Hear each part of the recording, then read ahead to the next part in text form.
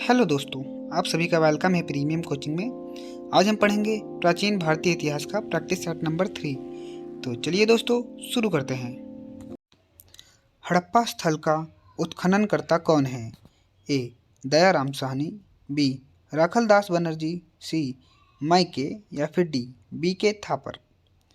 तो इसका सही उत्तर है option A, Dayaram Sahni.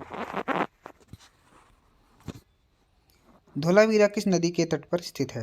A. Sindhu, B. Ravi, सी. लूनी या फिर डी. घग्घर। तो इसका सही उत्तर है ऑप्शन सी, लूनी नदी। प्राचीन स्थल लोथल के बारे में क्या सत्य है?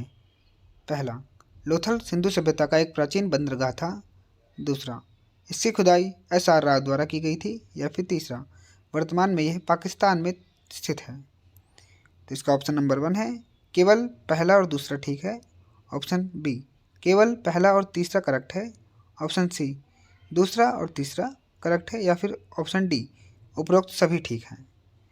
तो इसका सही उत्तर ऑप्शन नंबर ए, केवल पहला और दूसरा करेक्ट है। सिंधु सभ्यता में स्थल की खुदाई का सही कालक्रम कौन सा है?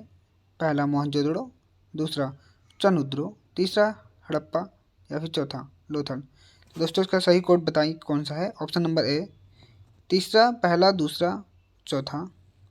ऑप्शन बी, पहला तीसरा दूसरा चौथा। ऑप्शन सी, दूसरा पहला तीसरा या चौथा। ऑप्शन डी, तीसरा चौथा दूसरा और पहला। तो दोस्तों इसका सही ऑप्शन है ऑप्शन नंबर ए, तीसरा पहला दूसरा और चौथा। दोस्तों सबसे पहले खुदाई हुई थी इसमें हड़प्पा की, उसके बाद हुई थी मोहनजोदड़ो, उसके बाद हुई थी चनुद्रो या उसके बाद हुई थी लोथल। नेक्स्ट, वैदिक युग में ग्राम का मुखिया कौन होता था? ए. कुल्पा, बी. ग्रैमिनी, सी. विस्पति या फिर डी. गोपति। तो इसका सही उत्तर है ऑप्शन नंबर बी, ग्रैमिनी। आर्य अर्थव्यवस्था के संबंध में निम्नलिखित में से कौन सा सत्य है? पहला, आर्यों ने खानाबदोश अवस्था को पार कर लिया। दूसरा, सिंह, हाथी और सुअर को वे नहीं जानते थे। तीसरा, सिक्के उन्हें ज्ञात थे। तो इसका ऑप्शन 1 है केवल फर्स्ट। दोस्तों ये पहला लिखा प्रथम। ऑप्शन बी है द्वितीय और तृतीय। ऑप्शन सी है पहला और तीसरा। या फिर ऑप्शन डी, उपरोक्त सभी। तो इसका सही ऑप्शन है उत्तर नंबर ए, आर्यों ने खानाबदोश अवस्था को पार कर लिया था। नेक्स्ट, मोहनजोदड़ो का स्थानीय नाम है? ए. जीने का सांचा, बी. पेड़ का सांचा, सी.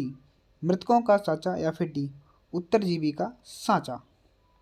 तो इसका सही उत्तर ऑप्शन नंबर सी, मृतकों का सांचा। गलत जोड़ी चुने। योग दर्शन पतंजलि, मीमांसा जैमिनी, वेदांत बादरायण या फिर डी. न्याय दर्शन कपिला। तो इसका सही उत्तर है ऑप्शन नंबर डी, न्याय दर्शन कपिला। मगध में मौर्यों के तत्काल उत्तराधिकारी कौन थे?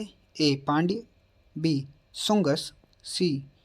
कुषाण या फिर डी. सातवाहन। तो इसका सही उत्तर है ऑप्शन नंबर बी, शुकंस।